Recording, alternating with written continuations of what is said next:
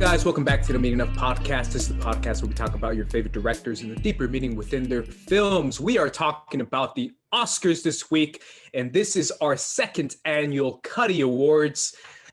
We are making our own decisions on what we feel the nominees and the winners should be for the major categories of the Academy Awards. I am here, obviously, with my crew, Sabrina and RB3. How excited are you guys to do this again? This was actually one of my favorite things that we did last year. I thought it was so much fun. We did it like on the fly. We had like a week to prep. It was just a really good time. So I'm excited to get into it this year, especially because it's like unhinged this year. You know, you could go in any direction. I think it's gonna be really exciting. Yeah, I kind of feel like I should have gone a little slightly more unhinged. I think it would have been a little bit more entertaining, but how about you, RB3? How are you feeling about your picks and about this whole thing? Well, guys, there's literally a 2020 movie called Unhinged that stars Gerard Butler. So Butler? Yeah. I thought it was Russell Crowe. Best Picture. Russell Crowe. Is that what it is? It looked the same to me, you know. But yeah, is that an early pick or now you got? I'm good, y'all. I saw like 40,000 ads for that movie everywhere, and I was like, I'm good. So let's not. All right. I respect it. I don't know unless you guys have Russell Crowe as one of your nominees. But no, I definitely do not. I just have Russell Crowe from Les Mis. I still have him nominated, even though this isn't the year for it. He's still in my heart. Oh man, yeah. What an amazing singing performance he gave in that one. For sure. What category do you guys want to start with? I know this is something we should have done beforehand. We could start with best actor, maybe. Or do you guys want to do like best supporting actor? We can do best actor. Let's start out hot, you know? Let's do best actor.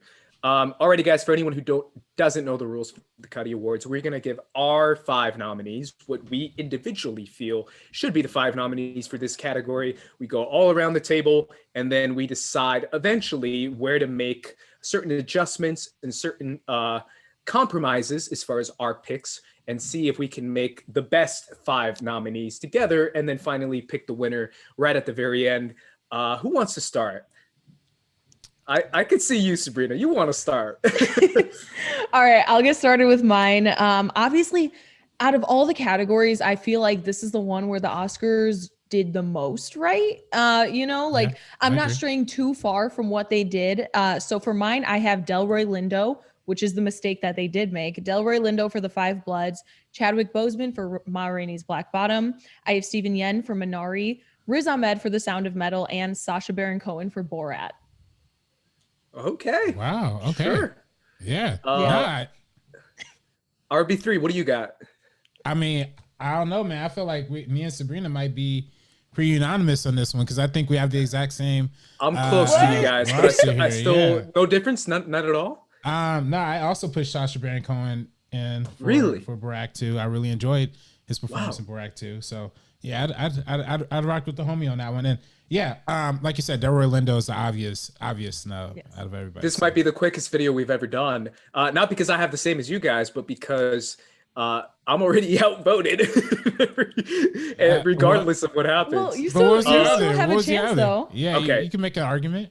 I think I'm the closest to the Academy. I don't know. I forget what the Academy exactly picked. I have Steven Yeun. I have Delroy Lindo. I have Riz Ahmed, Chadwick Boseman from Ma Rainey's, and I did it, y'all. I'm sorry. I had to do it. My boy, the darkest hour himself, Gary Oldman. Oh, for Mank? No. Nah, I like Mank. I have a lot of make love in my nominees. Spoilers for my future picks, but I'm cool with picking Sacha Baron Cohen. That is the one. I would definitely pick Gary Oldman over Sacha Baron Cohen. That's just for anyone out there who's listening. I'm with you guys for anyone who's picking Gary Oldman, but that's just me. But I'm Gary Oldman squad represent. Anyone listening who loves Gary Oldman, you are represented here. Gordon, I see you. So we all had Delroy Lindo, Chadwick Boseman, Steven Yeun, and Riz Ahmed. Yes. So literally the only difference is Sacha Baron Cohen, which means you guys have your 5 nominees. So Sabrina, the 5 nominees for Best Actor for the Cuddy Awards are The nominees are Delroy Lindo for The Five Bloods, Chadwick Boseman for Ma Rainey's Black Bottom, Stephen Yen for Minari, Riz Ahmed for The Sound of Metal, and Sacha Baron Cohen for Borat 2. And now we pick the winner. What are you guys feeling right now? Is who should win? I do gotta say though, I'm sympathetic towards Gary Oldman too, but I do think he was miscast in that movie. I do think it was not his fault. Not his fault. He still did a good job, y'all. He did a great job. Wait, awesome, you don't go, oh, you did a good job, get nominated for an Oscar over Delroy Lindo? Yeah. That's not how it works. Over anyone else in there, sure. He took Delroy's slot for sure. I would definitely do it over Sacha Baron Cohen. I'm just being honest. Hey, shout out to Borat 2. Shout out Chris Darnell. You know, he's the cameraman on that movie. So I personally, I'm going to go for the one that the Academy didn't recognize at all, which is Delroy Lindo. You know, I think the Five Bloods, should win. And I would personally pick to win because I personally think while The Five Bloods is not the greatest movie, in my opinion, it's not my favorite Spike Lee movie. I do think he is by far the standout, and I think his character's arc is the most transformative throughout that story. And I don't know, it resonated with me way back in May, and I'm still, you know, people are still talking about it to this day. So I think it's worth recognition. I think you got to recognize great actors, you know, while they're here. And you know, unfortunately, you know, Chadwick Boseman, you know, he gave a great performance. Chadwick Boseman.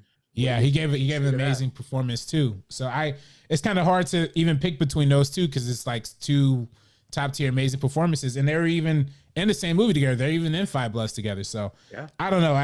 I'll personally go with Delroy Lindo on this one personally, but I 100% agree. It's really, really tough. They're neck and neck with Delroy Lindo and Chadwick Boseman. The only reason I'm going Delroy Lindo is because I genuinely think it was the best performance of this entire past year. No matter what category, whatever, Delroy Lindo was the most impactful performance. It's hard to argue against. I cannot believe that they snubbed him at the Oscars, but he's my number one. Can we look at the Academy nominees? I'm just curious. They nominated. It's Chadwick Boseman, Stephen Yen, Riz Ahmed, Anthony Hopkins, and Gary Oldman. Okay, so Anthony Hopkins is kind of the big, different one that's in there. But he did great. I'm gonna be honest. Gary Oldman shouldn't be on that list. Anthony Hopkins, it makes sense. I still would have put like Delroy over either of them. I just feel like Anthony Hopkins is, I don't know. I feel like he's always in there. The Father was great. It genuinely was. I thought it was going to be one of the overhyped ones. It wasn't. It was actually really freaking good. Alrighty, guys. So I guess obviously that's 2 votes. So officially that decides that the winner for the second annual Cuddy Awards for Best Actor goes to Delroy Lindo for The Five Bloods. It's interesting how The Five Bloods didn't get a lot of love this year at the Oscars, but we just gave it Best Actor. Yeah, I mean that's just what we do at the Cuddy Awards, man. What would you have given it? Would you have voted for Delroy or? I'm so partial towards Minari right now, towards Stephen Yeun and Minari. Oh wow, okay. Yeah, that's just it really is incredible. Out of all the performances besides Sacha Baron Cohen for Borat, when you're talking about Delroy, Chadwick, Stephen, and Riz, any of those performances, I would love to see them win. I really would love to see any 4 of them receive an award. How about we move on to Best Supporting Actress? I think it'd be kind of fun to put in a little bit of a twist in here. Let's go to you this time, RB3, when it comes to your nominees for Best Supporting Actress. Shoot. All right. Well, you caught me a little bit with my pants down because I was just figuring that out. But here we go. My first nomination for Best Supporting Actress has to go to Dominique Fisher for Judas and the Black Messiah. Fishback, isn't it? Fishback. I'm sorry. Did I say Fisher? I meant Fishback. Dominique Fishback from Judas and the Black Messiah. I also got to shout out my girl Elizabeth Debicki in Tenet. That's right. Got to give Tenet the recognition that deserves. She was great in that movie. Can't ignore that. Let's see what else. And what did the Academy nominate for Best Supporting Actress? I can't remember. Oh, of course, the grandmother from Minari. Gotta the recommend grandmother Jung from Yoon. Minari. Yes. Yeah, Jung Right? Yoon. Yes. I'm gonna throw Glenn Close in there, just for whatever. Is that 5? Is that 5? Oh, Did wait. You see Hillbilly Elegy? Nah, I didn't see that one. Nah. Wait. Okay, wait. Come back to me. Wait. No, this is so out of the. I have to stick with you. This is so. Okay, no. Okay, I got it. I'm sorry. You're almost there. You just need a little more. I got it. 100%. Okay, back to the beginning. Elizabeth Debicki, Dominique Fishback from Judas and the Black Messiah, Yan, from Minari. Apologize for mispronunciation. Jung Yoon. Yes. Maria Bakalova from Borat 2, and of course Amanda Seyfried for Mank. That's my 5. Oh, see, you got some Mank love there. There's some Amanda Seyfried. Amanda Seyfried. There we go. See, she's amazing. That I'm not the only one who put some Mank love in there. She's not in my picks, by the way, guys. Sorry. I also have Yoon Ya Jung from Minari. I have. Hopefully Sabrina's gonna back me up on this one. If not, I'm just going left field. I have Talia Ryder for Never, Rarely, Sometimes, Always as one of my nominees. I also have Maria Bakalova for Borat 2. Dominique Fishback is also one of my choices. And then finally, just because I love Olivia Colman, I picked Olivia Colman for The Father. Nice. So, Okay. you, Sabrina. Respect. Okay, see, we did Mine so are not good. bad. They're not that bad. Come on. Don't laugh at No. mine. Both of yours are good. I mean, for like actor, we overlapped so much. It's funny to see where we stray away on this one because like there's a lot of really great performances to love. I personally have Dominique Fishback. So all three of us have her. So she is a lock to get nominated. She is incredible.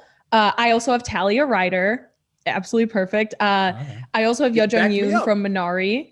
So yeah, so that's also one that's a lock nominated because all of us nominated her.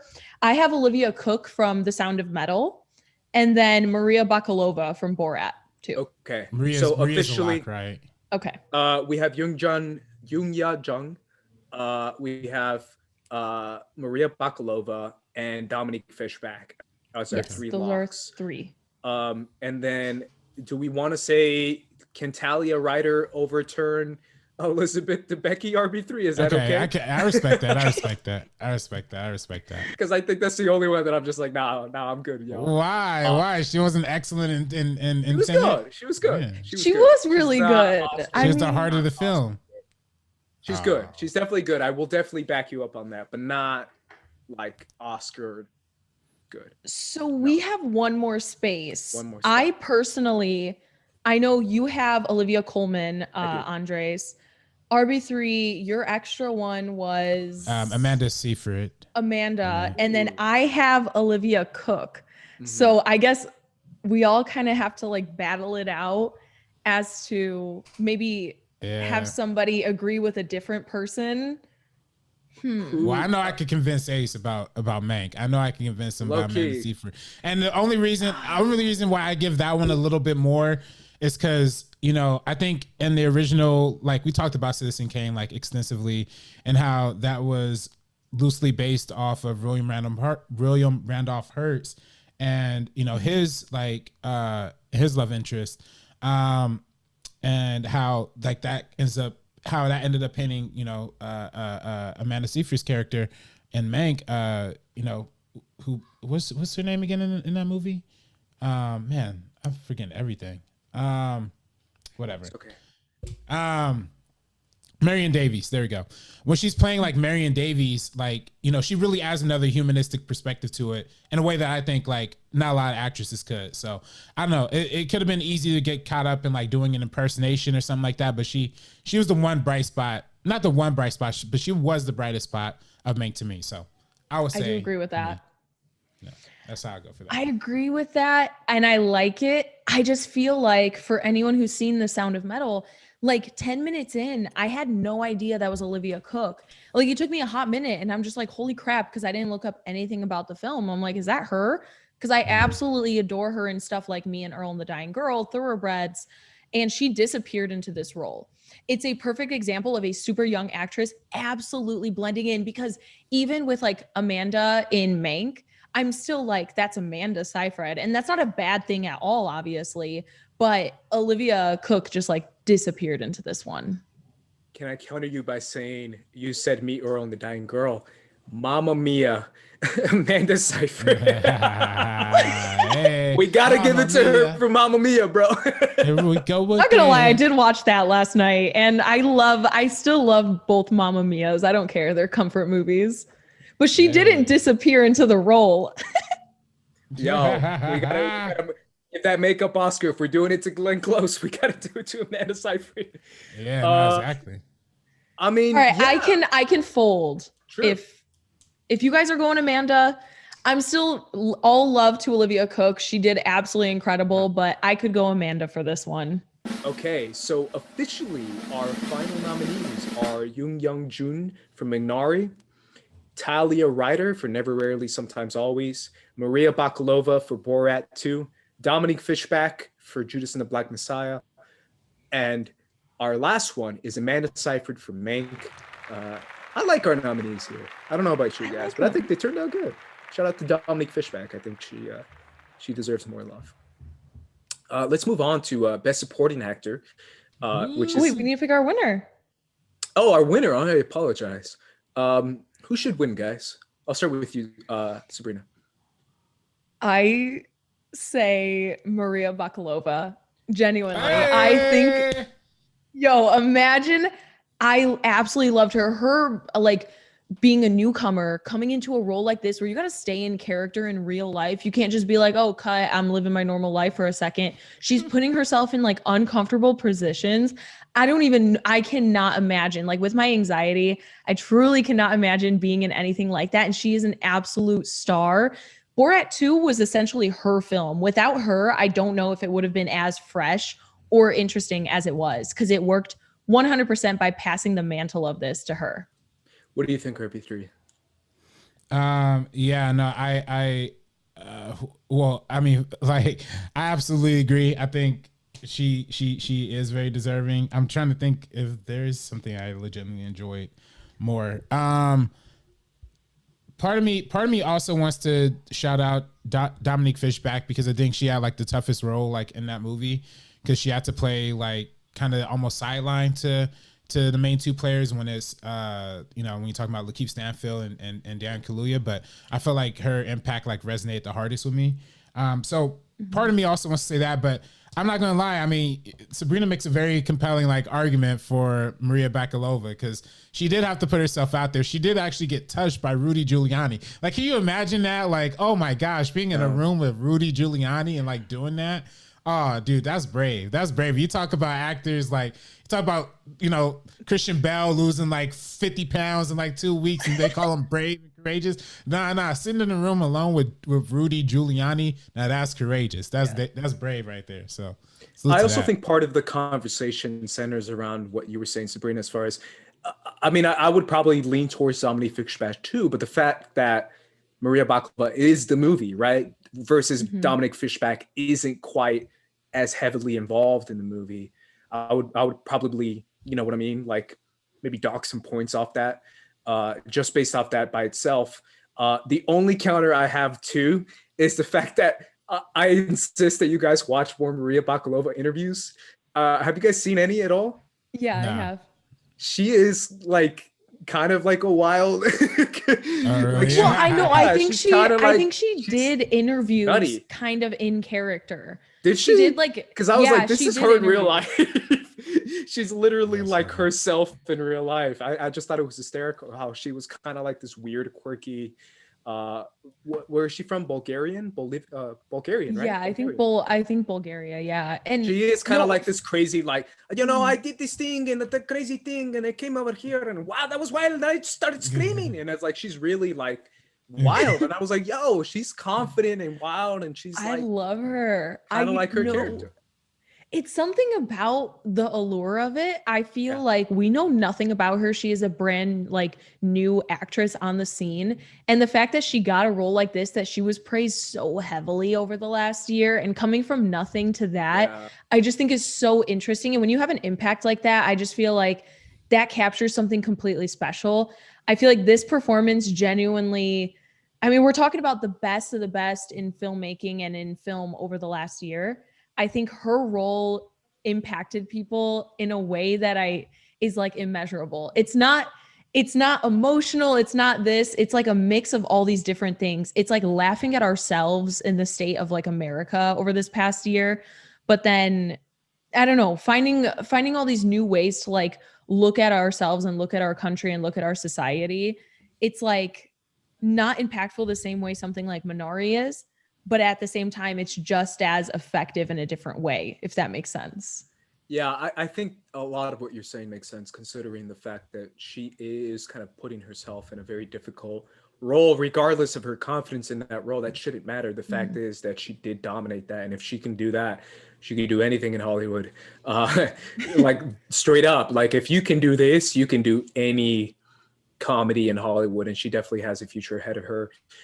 If I'm being honest, and I would pick the one I would rather go with, I would probably say Yoon Jung. I think she's worthy of it. But if I have to go with someone who's like an up and comer or a newcomer, why not Maria Bakalova? Wow. So the winner of the Cuddy Awards Best Supporting Actress goes to Maria Bakalova. Oh, we have it. Maria Bakalova for Borat 2. We have the drum roll. Look at that. Yeah, we fancy, bro.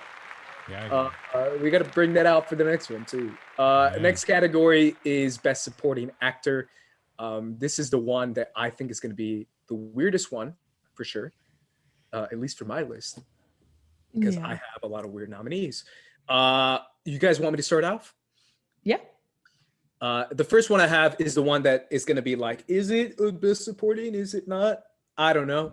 I just put it as my Best Supporting. So I have Kingsley Ben-Adir for One Night in Miami. I have Daniel Kaluuya for Judas and the Black Messiah. Paul Raci, Sound of Metal. Leslie Odom Jr. for One Night in Miami. And my boy, Tywin Lannister himself, Charles Dance for Mank.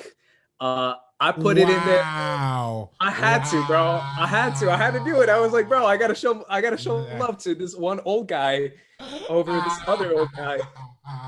That's the most left field pick. It's good though, right? I heard people picking that like last January, like before anybody even seen Mank. Like, it's a dope pick though. It's a dope pick, bro.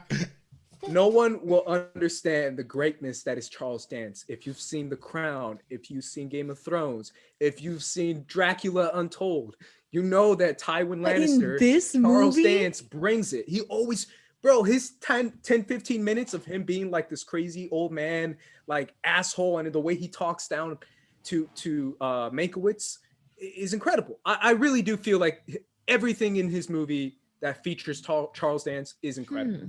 It's absolutely phenomenal. The way he's introduced, the way he falls in love with him. He thinks he's cool. He brings him on to that dinner scene where he's having that confrontation with him.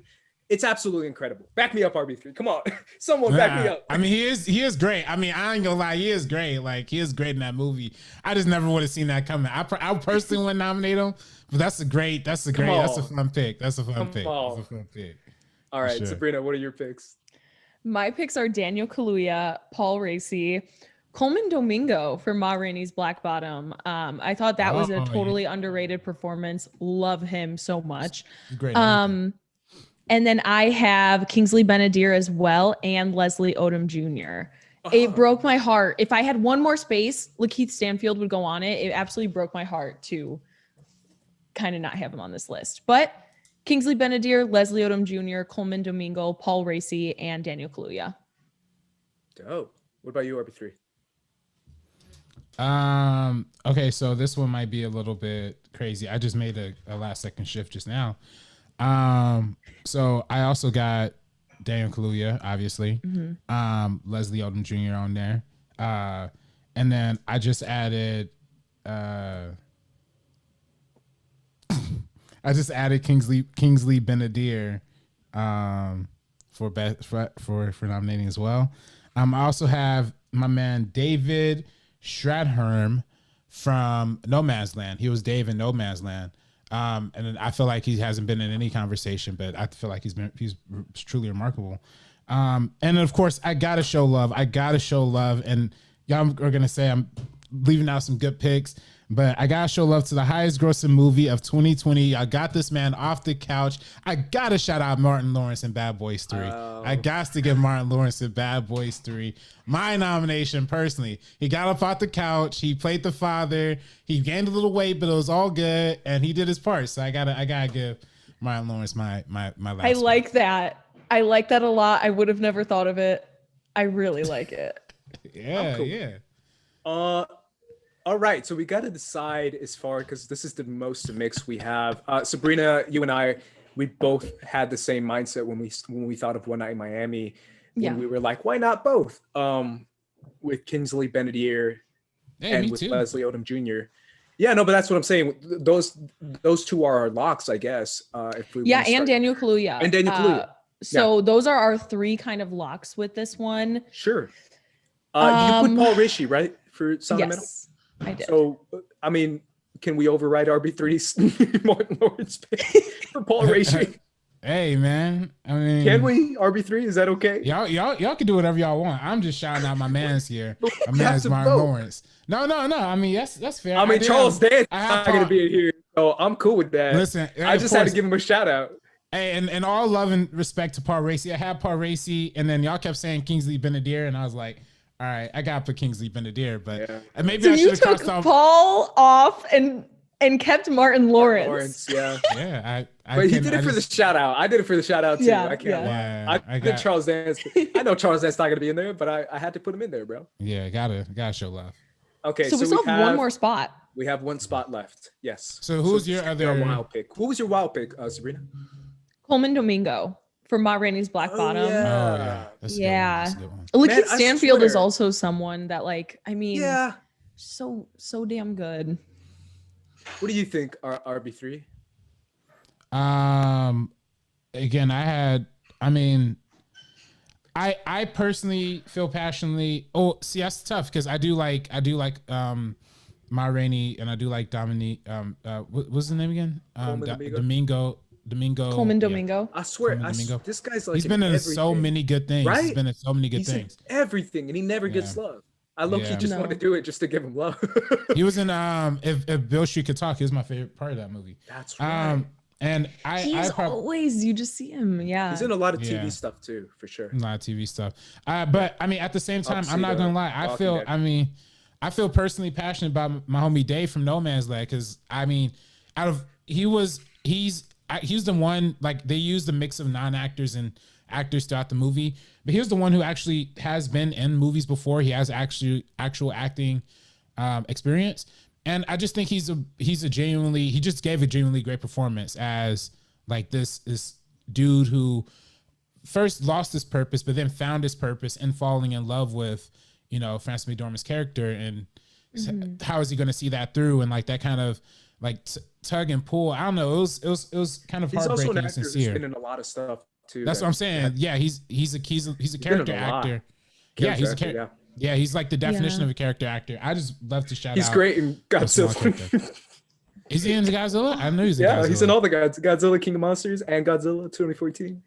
I do really. He's also in a sci-fi show called Alphas, for anyone who saw that. He plays like the lead, like Nick Fury type leader of like the superpower team. He's been in a ton. Oh, he was nominated for an Oscar? Same with Coleman Domingo, though. Yeah, that's the thing. I think with Coleman Domingo, I think everybody in Ma Rainey's Black Bottom had like a very, very hard task. Because first of all, we have Viola Davis and giving Chadwick Boseman some of the best performances of their entire careers. The best performance for Chadwick Boseman, something so impactful. So in all the other characters, it's really easy for them to kind of just be pushed to the side when you're like interested in these roles. Yeah, but I kind of like that. It's based off of a play. You only have so much to work with. I think it's a special type of, it's a special type of actor that you have to have something that's literally set in one small building, just a few rooms. I think Coleman Domingo shines, and it's such a shame nobody's kind of giving him that love. What do you think, RB3? Did she convince you? Yeah, I mean, I love yours too, RB3. It's hard. No, I mean, I feel that. Yeah, I'm cool. I'm cool with Domingo. I'm sorry, what's the name again? Coleman Domingo, man. I'm a big fan. If he's watching at home, Coleman Domingo, I'm a big fan, bro. He's got a great voice too. He does have a great voice. Alrighty, guys. So our final nominees for Best Supporting Actor for the Cuddy Awards are Kingsley Ben-Adir for One Night in Miami, Daniel Kaluuya for Judas and the Black Messiah, Paul Raci for Sound of Metal, Leslie Odom Jr. for One Night in Miami, and Coleman Domingo for Ma Rainey's Black Bottom. All right. I mean, for me, it's Daniel Kaluuya. It's Daniel Kaluuya by a long shot. Okay, I'll agree because yes, I don't know, Paul Raci and Daniel Kaluuya are like equal to me, so I will go Daniel Kaluuya. He is so freaking good. Both of them are great, but yeah, Daniel Kaluuya is it. And our winner for the second annual Cuddy Award, Best Supporting Actor, goes to Daniel Kaluuya for Judas and the Black Messiah. There you go. Alrighty, guys, now we are going to get a break. After the break, we're going to pick our winners for Best Director and Best Picture. So make sure you guys stick around.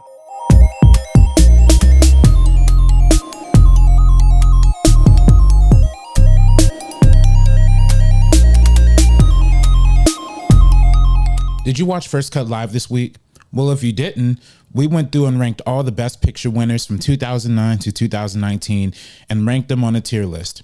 Check it out on the First Cut YouTube channel. Enjoy. Birdman. Yeah, I like Birdman, man. I love Birdman. I love Birdman. Hi, B. I would say hi, B. Give me the A. I would say A too. We're gonna give an A to everything. Give me the A. Give me the A. We're not gonna give it an A. What should we do? B. You Let's say do B. S. B. Definitely not S. No, that just killed me because the way RB3 delivered that, he's like, give it A tier, and then you're like, nah, do B, and he's like S. Like he's like, I'm not backing down. And we gotta negotiate here, man. Let's do A. Fine. Let's do A. Let's do okay, A. let's Above do A 12 for Years that a Slave or after 12 Years a Slave? Definitely under it. Okay, you can put that. It's I would this is a less perfect movie for sure, but I think 12 Years a Slave is a better directed film, though. Well, it's a more complete film. How about that? For sure. Check out our new website on geeksofcolor.co/first-cut to check out our reviews, our videos, and articles that pertain to everything First Cut related. Today I'm buying a very, very expensive LeBron James rookie card. It's a Topps Chrome PSA 10. I'm looking to pay $36,000 cash. LeBron James, you can argue now he's almost the greatest player of all time. And today I'm going to get his rookie card by any means necessary. I'm pumped the up! Let's go! Mama, there goes that man. 10, 20, 30, 40. I'll actually worry about the transaction.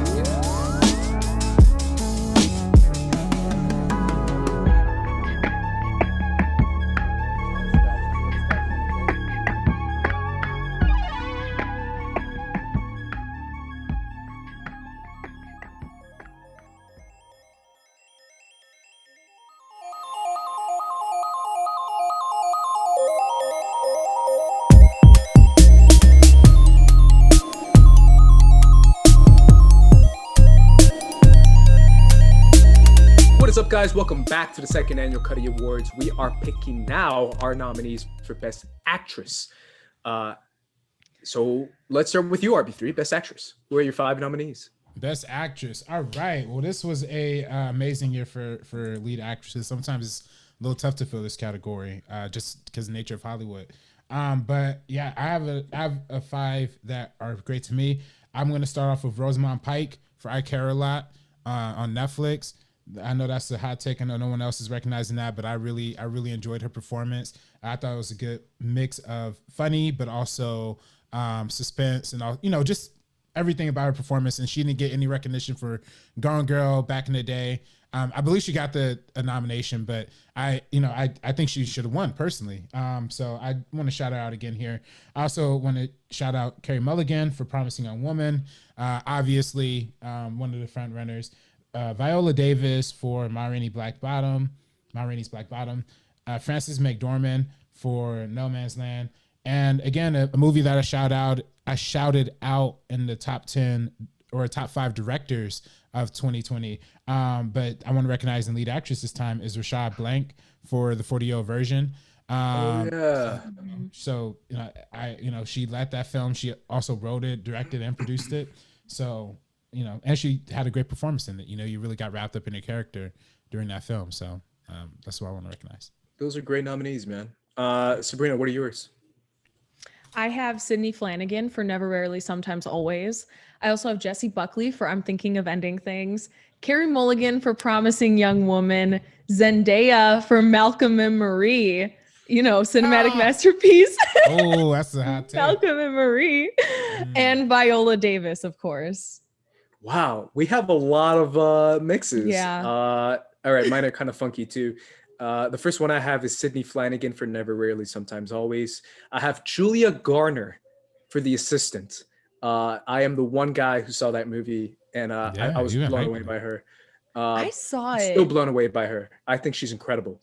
And obviously she has a couple Emmys, but I think she's incredible in that film. And she's so quiet in that movie that I think it's phenomenal. The way That's why she doesn't say anything. And yet she makes me want to tear my hair out. I really loved it, but I'm dying the whole time, and she's just giving me those still tear eyes, and I'm like, oh, it's incredible, it's phenomenal. Viola Davis for Ma Rainey's Black Bottom, Frances McDormand, Nomadland, and I included Andra Day because I had to give her a shout out for United States versus Billie Holiday. So now we have to pick a couple locks. Viola Davis is something we all have. I did not have Carey Mulligan. Oh, wow. But I'm assuming I'm going to get outvoted anyway, so we can include her. All right. So right now we have Viola Davis, Carey Mulligan, and I didn't put Frances McDormand. I was going to say, I don't think you put it, Sabrina. Oh, I know. It was nah, fan. And she's probably going to win. I knew both of you guys were going to have her, and I did want to shout out Zendaya because I thought her performance was incredible. I think if she gave that performance in any other film, she would kind of get recognized. It's just because it was Malcolm and Marie with Sam Levinson. It was a straight to Netflix type of thing. They're like, we're not going to back this. This is silly. But she was so damn good. But Pieces of a Woman is very different than Malcolm and Marie. Pieces of a Woman is very, very different. But yeah. I feel like so you're cool with it's Frances so tough because though? I'm cool with Frances McDormand, of course. Okay. Yes. So we have 3. We both had Sydney Flanagan for Never, Rarely, Sometimes, Always. Okay. Should we lock it? Sure. That's a definite lock for sure. I forgot that one. So which one? So which one should be our wild card? Who's our wild card one? RB3. Who did you have besides? Rosamund Pike and Rosamund Pike. That's the one. Blank. Yeah. Mm-hmm. So the 40-year-old version. That's a good one. That's a really good one. Yeah. Really good. But at the same time, what do you guys have? I have Jessie. I was going to pick Julia Garner by the way that Sabrina reacted. But I have Jessie Buckley and Zendaya. Jessie Buckley. I prefer what's homegirl. Okay, she's good. I can't lie. She is really good. Jessie Buckley. But I still Jessie Buckley is great. Who's your wild card? Oh, yours is Julia Garner. Who can do the best confused face? Where she's like Julia Garner. Okay. No, Jessie Buckley. Jessie Buckley. No, but you have some nerve when Julia Garner says 5 words in the entire movie and is mostly just and still makes me cry. She's incredible. She's great. But I can't put that above Jessie Buckley. I mean, I guess. It's different acting. It's different. Yeah. It's more like nonverbal acting versus Jessie Buckley reading that crazy script. This is the monologues. I just want to point out, guys, we all have Netflix originals as our wild cards. Like, yeah, you realize that we have I Care a Lot, the 40-year-old version. You have Malcolm and Marie and I'm thinking of ending I'm things. thinking of ending things. Yeah. Oh, Assistant is Hulu, so that's a little different. Hulu, that's a Hulu movie. Yeah. Yeah. You're the one. Now you're outvoted. We're Netflix. Okay, gotta be something Netflix. No, I'm kidding. I don't know. I would actually. I'm not against. I'm not super against. I'm gonna say it. I'm not super against Zendaya. I'm not. I'm actually not. I think she's really damn good. I mean, I think objectively she's great. I just think it feels a better movie. Like, I think it'd be a different conversation. Like, if you're gonna nominate Glenn Close for Hillbilly Elegy, like the Oscars did, the movie is not good and her performance isn't even great. But it's just because she's a great actress. I feel like this is that. Like, take the movie out of this for Zendaya. I get that the movie is not the best. I love it, but like, who would you pick over Jessie Buckley or Zendaya? You like both those movies, right? I would. I was gonna say, like, if it was Jessie Buckley, I might step back. Or Zendaya. If we put Zendaya in there, I'm throwing Rosamund Pike in the field because y'all are really sleeping on her. Like, I'm really throwing that one in. I would take Jessie Buckley over Rosamund Pike. You would take Jessie, but would you take Rosamund Pike over? You would take Rosamund Pike over Zendaya, wouldn't you? Wouldn't you? No, I'd pick Zendaya over. What's going on? Yo, what's going on? My Euphoria bias is showing, man. I mean, I'm Euphoria. I love Euphoria. You hated on Euphoria. You hate. No. Let me tell you. I hated the first 2 episodes of Euphoria. Ace came in to when we were at Collider Studios one day. I was like, Ace, you gotta watch Euphoria. Best show on TV. Because I hated the pilot. I still stand by that. I thought the pilot was like. You not only hated it, you were like, this is the worst thing. This is a degradation of TV. Teens are watching this. I just thought it was a little weird, man. I just thought it was Andres weird. is that old person. He's like, you youths are ruining art. You're ruining your generation. No, I actually thought it was the opposite. I thought it was like old people making this, and it's about young people being raped and stuff. And I was like, this is kind of weird, isn't it? I don't know. I still think it's kind of weird.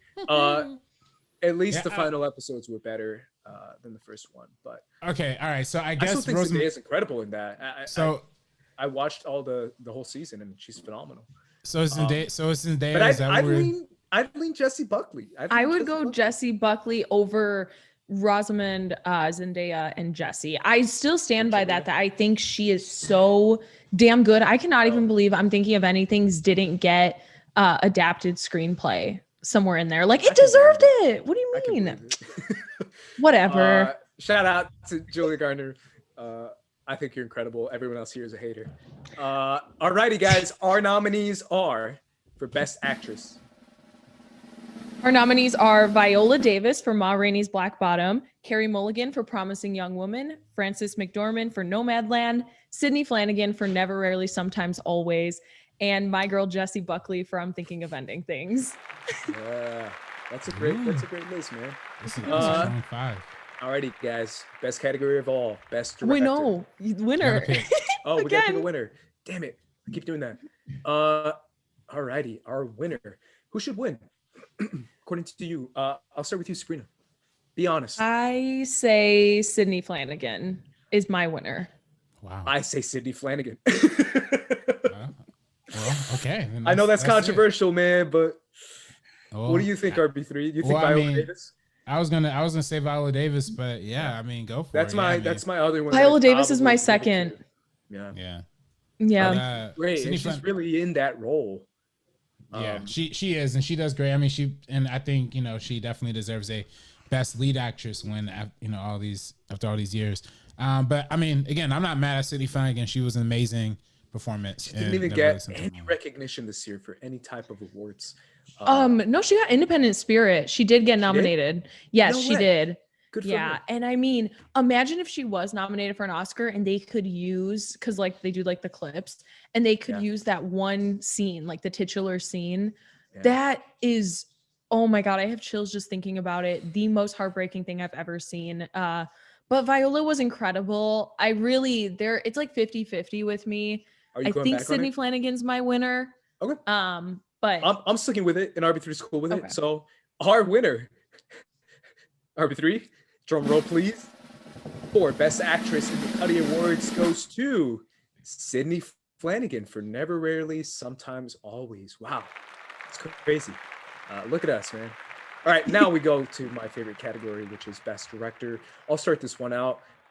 My 5 nominees are Regina King for One Night in Miami, Lee Isaac Chung, Minari. Now my fun ones come in. David Fincher for Mank. Christopher Nolan for Tenet. Wow. And wow. my last one, who I said he just literally came in here and he's like, yo, I directed this year, Steve McQueen for Small Axe. I put it in there. Regardless, screw the rules, screw anything, screw what anyone says. Steve McQueen's deserved to be nominated in there. So those are my 5 nominees. Sabrina, what are yours?